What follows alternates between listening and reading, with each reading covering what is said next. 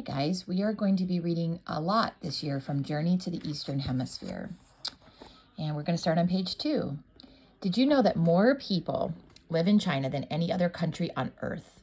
With a population of 1.3 billion, the People's Republic of China is home to 20% of the world's population. China is one of the oldest continuous civilizations with roots going back roughly 7,000 years. It is also one of the world's largest countries. With such vast size, populations, and history, China has developed a rich and fascinating culture. China is a land of contrasts, ancient and modern, rural and urban, and prosperous and poor. Most of the population lives in the eastern third of the country in sprawling rural villages or huge modern cities. In the West, various people groups make their homes in desert and mountain regions.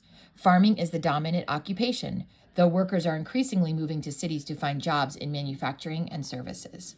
Although the nation generates huge economic output and has vast resources, the people as a whole are not wealthy. Much of China's government, education, and daily life are based on the ancient belief systems and philosophies of Confucianism, Taoism, and Buddhism. China's oldest written records, dating to about 1500 BCE, tell us that the nation began as a collection of independent kingdoms that frequently warred with one another.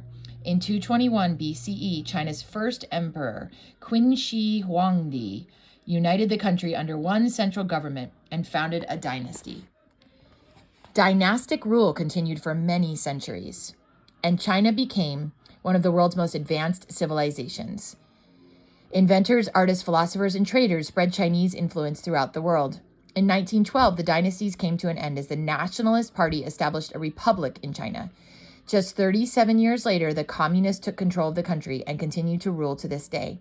Communists placed strict control on China's economy, industry, finance, and everyday life. Today, China is slowly allowing more freedom in industry, the media, and everyday life.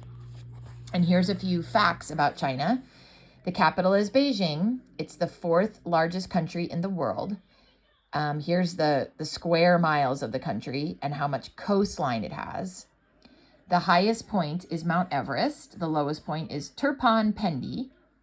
Population 1.3 billion. Mandarin, which is standard Chinese. The currency is the yuan. I'm not actually sure how to pronounce that. Yuan. The national anthem and national symbol is the dragon. As one of the world's oldest civilizations, China has a long and rich history. The first evidence of human settlements in China date back to somewhere between 10,000 and 5,000 years before Christ. During this time, Chinese civilization grew from two main cultures, the Yang Shao and the Long Shan. The Yang Shao farmed the central valley of the Yellow River, while the Long Shan, who lived in walled communities, raised rice, cattle, and sheep. As early as the 1500s BCE, early forms of writing emerged, allowing Chinese culture to develop quickly. The first major written history of China dates back to 100 BCE and was written by a historian named Sima Qian. Civilization flourished in China, giving rise to many inventions, philosophies, and other cultural developments. Ancient Chinese history is divided into dynasties or rule by families. Beginning in 221 BCE, rival kingdoms became united under an emperor to form one massive kingdom. This form of government lasted through several dynasties for thousands of years. In 1912, Chinese citizens overthrew the emperor and formed a republic. Then in 1949, civil war resulted in a communist government coming to power. Today, China is truly a modern nation that is changing rapidly. The Xia, I'm guessing you pronounce this, Xia culture started during the 2100s BCE. Although it was traditionally considered the first dynasty, some scholars suggested this claim was a myth. Archaeologists have uncovered sites that may support the theory of the Xia culture as the first dynasty. Now, scholars question how much of the written record is truth and how much of it is fiction. The Shang dynasty was from 1766 to 1045, so even 1,000 years before Christ. The Shang created a highly developed society in the eastern valley of the Yellow River. Arising from the Long Shan and Xia cultures, the Shang dynasty lasted several hundred years. Archaeologists have discovered bronze vessels, war chariots, and written records they attribute to the Shang people. The Zhao, and that's 1045 to 200 years before Christ, came out from the west, overthrew the Shang, and established a new dynasty.